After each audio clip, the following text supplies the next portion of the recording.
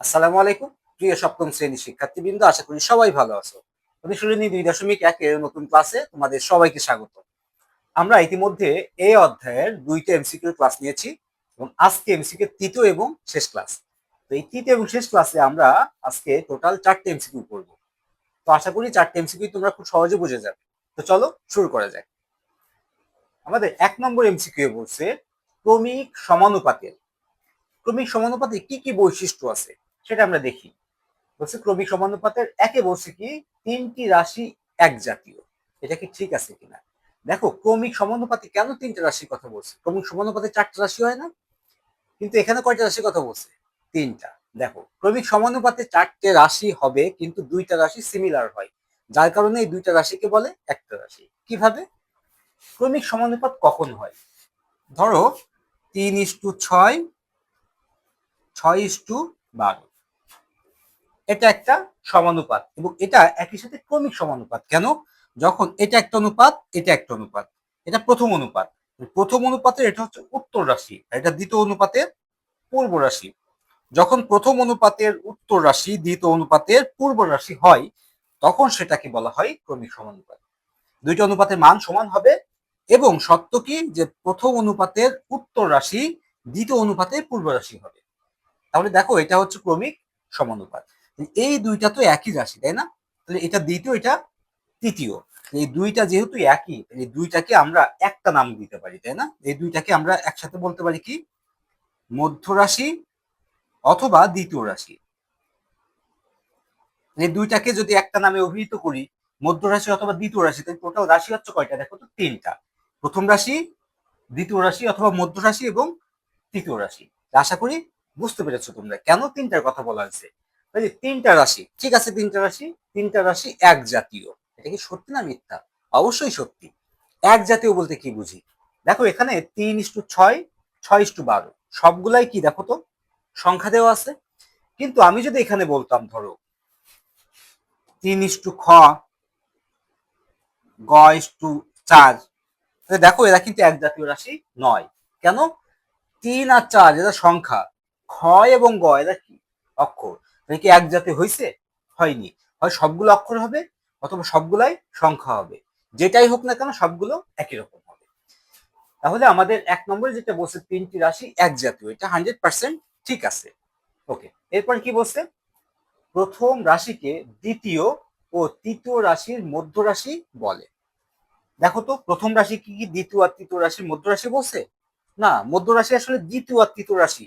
এই প্রথম রাশি আর তৃতীয় রাশির মধ্যে যে দুইটা থাকে সেটাই হচ্ছে মধ্য রাশি। প্রথম রাশিকে দ্বিতীয় এবং তৃতীয় রাশির মধ্য রাশি বলার কোনো সুযোগ নাই। তাহলে এটা কিন্তু ভুল।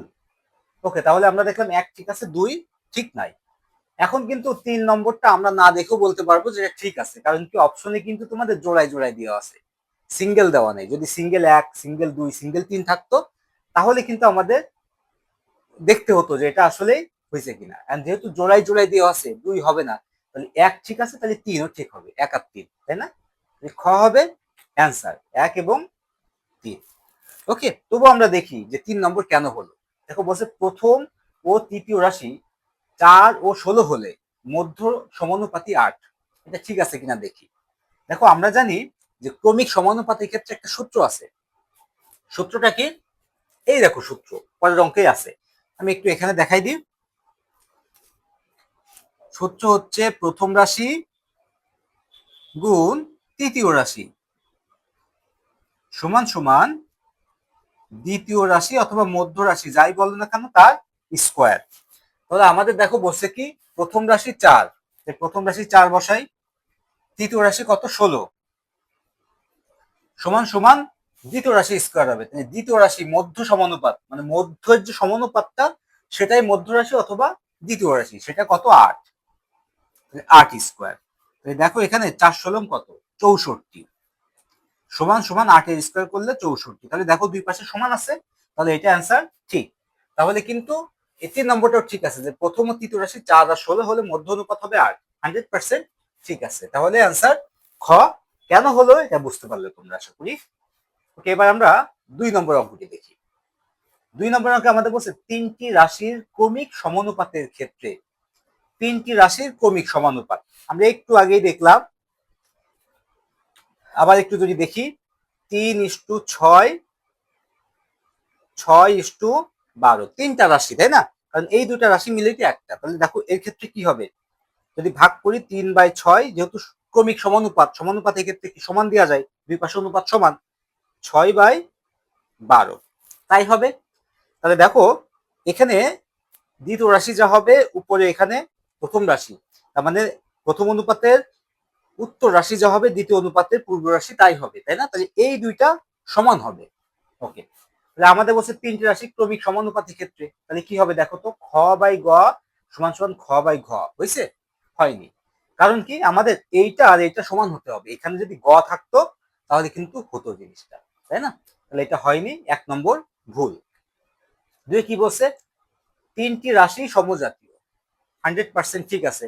কারণ ক্রমিক সমানুপাতের ক্ষেত্রে তিনটা রাশি সমজাতীয় হইতে হবে, এটা কিন্তু আমরা এটাও আলোচনা করেছি। তারপরে বলছে কি, প্রথম রাশি গুণ তৃতীয় রাশি সমান দ্বিতীয় রাশি স্কোয়ার, এটাও দেখলাম আমরা 1 নম্বরে যে আসলে সূত্রটা তাই হয়। তাহলে 2 এবং 3 ঠিক আছে। 2 আর 3 কোথায় আছে, গতে আছে। তাহলে অ্যান্সার গ ঠিক আছে। আশা করি তোমরা এটা বুঝতে পেরেছো। ওকে, এবার আমরা 3 আর 4 নম্বর কোশ্চেন সলভ করার জন্য একটা উদ্দীপক আমাদের দিয়ে দিয়েছে এখানে। দেখি উদ্দীপকে কি বলছে।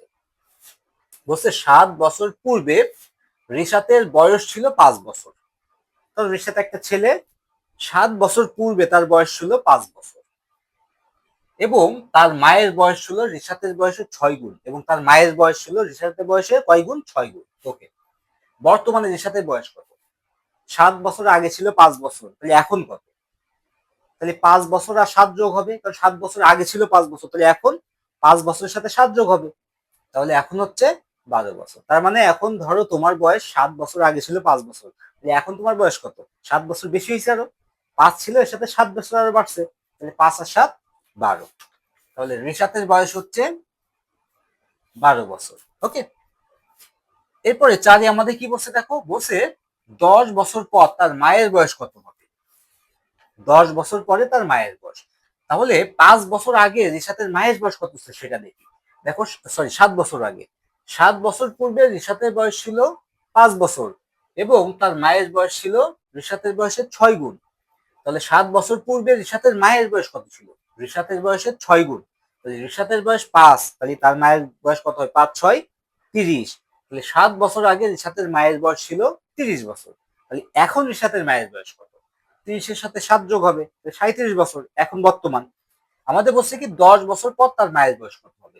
এখন যদি তার মায়ের বয়স 37 হয়, তাহলে এখন থেকে 10 বছর পরে কত হবে? 37-এর সাথে আরো 10 বেড়ে যাবে বয়স, 37 আর 10 47।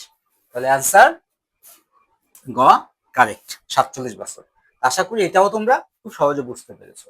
আজকে পর্যন্তই আমরা টোটাল এই অধ্যায় থেকে যে 3টা এমসিকিউর ক্লাস নিয়েছি, এই 3টা এমসিকিউতে কিন্তু এই অধ্যায় থেকে যত প্রশ্ন আসতে পারে আশা মতো সবগুলা প্যাটার্ন নিয়ে আমরা কথা বলেছি। তো 3টা ক্লাসই যারা দেখেছো আশা করি তারা এই অধ্যায় থেকে যে ধরনের কোশ্চেনই আসুক না কেন খুব সহজে তারা সলভ করতে পারবে। তো পরবর্তী ক্লাসে ইনশাল্লাহ আমরা সৃজনশীল নিয়ে কথা বলবো। তো সে পর্যন্ত সবাই ভালো থেকো, আল্লাহ হাফেজ।